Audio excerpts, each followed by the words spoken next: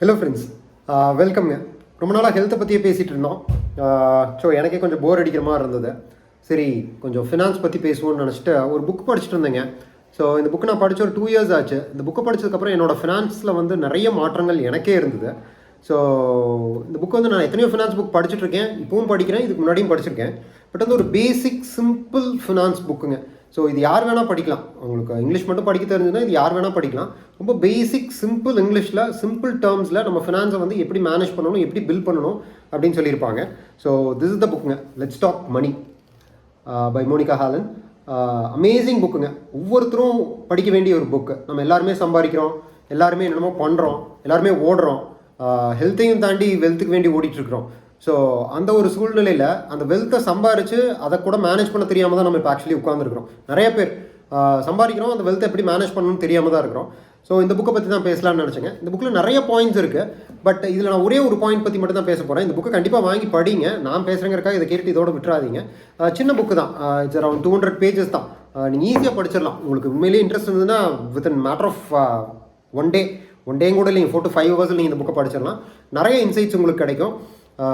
ரொம்ப ரொம்ப ரொம்ப ரொம்ப நல்ல புக்குங்க. எனக்கு இதில் பிடிச்ச பார்ட் என்னென்னா அசட் அலோகேஷன் சொல்லிட்டு ஒரு இது படித்தேங்க. அசட் அலோகேஷனை நம்ம நிறையா பார்த்துருப்போம். நிறையா ஃபினான்ஸ் இன்ஃப்ளூயன்சர்ஸ் இவங்கெல்லாம் பேசுகிறது வந்து அசட் அலோகேஷன்னா நீங்கள் கோல்டு லெவலில் இன்வெஸ்ட் பண்ணணும், ஸ்டாக்ஸ் லெவலில் இன்வெஸ்ட் பண்ணணும், பாண்ட்ஸ் லெவலில் இன்வெஸ்ட் பண்ணணும், ரியல் எஸ்டேட் லெவலில் இன்வெஸ்ட் பண்ணணும், இதை பற்றி தான் பேசிகிட்டு இருப்பாங்க. நம்ம அதெல்லாம் வந்து எனக்கு தெரிஞ்ச எந்த அளவுக்கு பாசிபிள்னு தெரியலிங்க. ஆனால் இந்த புக்கில் நான் ரொம்ப ப்ராக்டிக்கலாக ஒரு எக்ஸாம்பிள் பார்த்தேன். ஸோ உங்களுக்கு வந்து ஒரு எமர்ஜென்சி ஃபண்டு தேவைப்படுதுன்னு வச்சுக்கோங்களேன். ஒரு எமர்ஜென்சி வருது. ஸோ வீட்லேயே யாருக்காவது உடம்பு சரியில்லை, இல்லை கொரோனா மாதிரி ஒரு எமர்ஜென்சி வருது. அதுக்கு நம்ம என்ன ஃபண்டு வச்சுருக்கோம் கையில்? Question mark. ஸோ அதே மாதிரி பார்த்தீங்கன்னா இப்போது நம்ம எல்லாத்துக்குமே குழந்தை இருக்குது.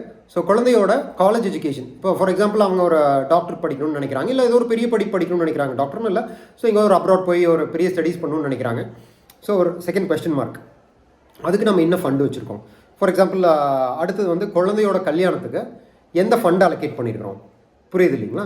அடுத்தது வந்து நம்ம ஒரு வீடு வாங்கணும்னு நினைக்கிறோம், இல்லை ஒரு கார் வாங்கணும்னு நினைக்கிறோம், எந்த ஃபண்ட் அலோகேட் பண்ணியிருக்கோம்? ஸோ இப்படி வந்து ஒரு எக்ஸல் ஷீட்டில் வந்து நம்ம போடுறதுங்க. எக்ஸல் ஷீட்டில் போட்டு ஃபார் எமர்ஜென்சி நான் இந்த ஃபண்ட் வச்சுருக்கேன், ஃபார் எமர்ஜென்சி நான் கோல்டு வச்சுருக்கேன். ஸோ எனக்கு இன் கேஸ் ஆஃப் எமர்ஜென்சி நான் இந்த கோல்டை வந்து என்கேஷ் பண்ணி எமர்ஜென்சிக்காக யூஸ் பண்ணுவேன். ஸோ என்னோட குழந்தையோட படிப்புக்காக நான் ஒரு மியூச்சுவல் ஃபண்டில் இன்வெஸ்ட் பண்ணியிருக்கேன்.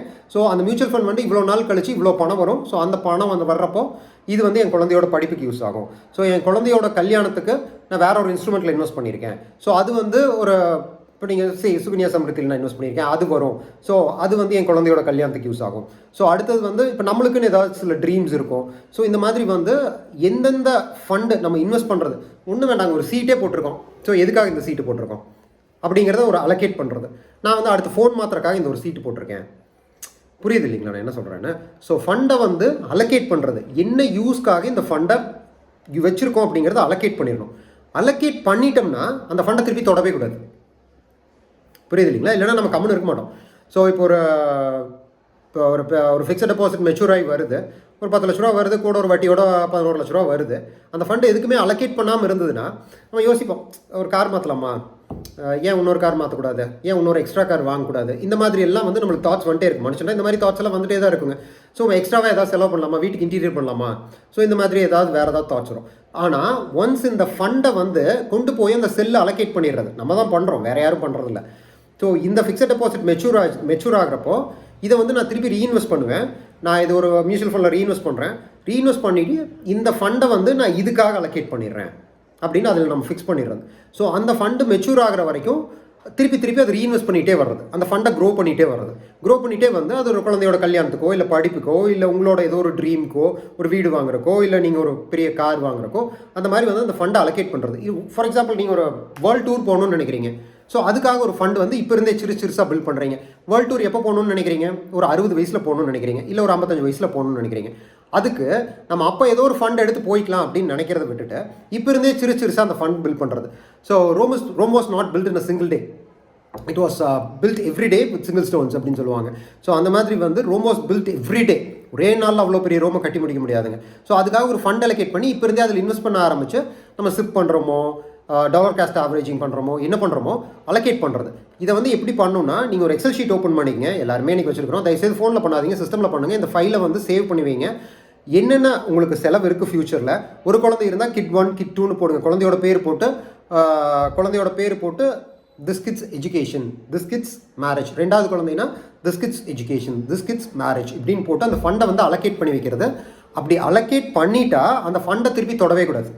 அந்த ஃபண்டு எவ்வளோ மெச்சூர் ஆகி எவ்வளோ கோடிக்கணக்கில் பணம் வந்தாலும் அந்த ஃபண்டை வந்து தொடக்கூடாது. That is allocate for that. So இப்படி இருக்கிறப்ப என்ன ஆகும்னா, நம்ம கையில் எக்ஸ்ட்ரா பணம் வந்தாலும் இது திருப்பி ரீஇன்வெஸ்ட் ஆகிட்டே இருக்குங்க. கரெக்டாக எந்த ஃபண்டுக்கு நம்ம தேவையோ அந்த சீசனில் அது மெச்சூர் ஆகி கரெக்டாக வரும். ஸோ நம்மளோட அனாவசிய செலவுகளும் இந்த இடத்துல பயங்கரமாக குறைக்கப்படுது. இன் மீன் வைல் நம்மளுக்கு போஸ்ட் இன்ஃப்ளேஷன், ஃபார் எக்ஸாம்பிள் இன்றைக்கி ஒரு கல்யாணத்துக்கு வந்து 1 கோடி ரூபா தேவைப்படுதுன்னா, ஒரு 20 வருஷம் கழிச்சு நான் என் பொண்ணு கல்யாணம் பண்ண போகிறேன்னா அன்றைக்கி கண்டிப்பாக 1 கோடி ரூபா பத்தாது.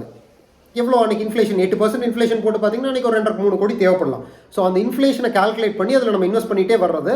அந்த ஃபண்டு நடுவில் மெச்சூர் ஆனாலும் அதை திருப்பி ரீஇன்வெஸ்ட் பண்ணுறோம். அந்த ஃபண்டை நம்ம தொடரதே இல்லை. You got the point. So இதான் வந்து அசெட் அலோகேஷனோட டெக்னிக்ங்க. ஸோ கண்டிப்பாக இந்த புக்கை படிச்சு பாருங்க. Amazing book. இது ஒன்று மட்டும்தான் நான் இந்த பாயிண்ட் சொல்லியிருக்கேன். இந்த மாதிரி thousands ஆஃப் வேல்யூபிள் பாயிண்ட்ஸ் வந்து இந்த புக்கில் இருக்குது. தயவுசெய்து இந்த புக்கை வாங்கி படித்து பாருங்கள். எல்லாத்துலேயும் ஆன்லைனில், புக் ஸ்டோரில் எல்லாத்துலேயும் அவைலபிளாக இருக்குது. ஒவ்வொருத்தரும் படிக்க வேண்டிய ஒரு புக்கு. ஏன்னா எல்லாருமே சம்பாதிக்கிறோம் இல்லைங்களா? ஸோ எல்லாருமே சம்பாதிக்கணும்னா எல்லாருமே இந்த புக்கை படிக்கணும். ஸோ கண்டிப்பாக படித்து பாருங்கள். தேங்க்யூ ஃபார் வாட்சிங் த வீடியோ. வாழ்க வளமுடன்.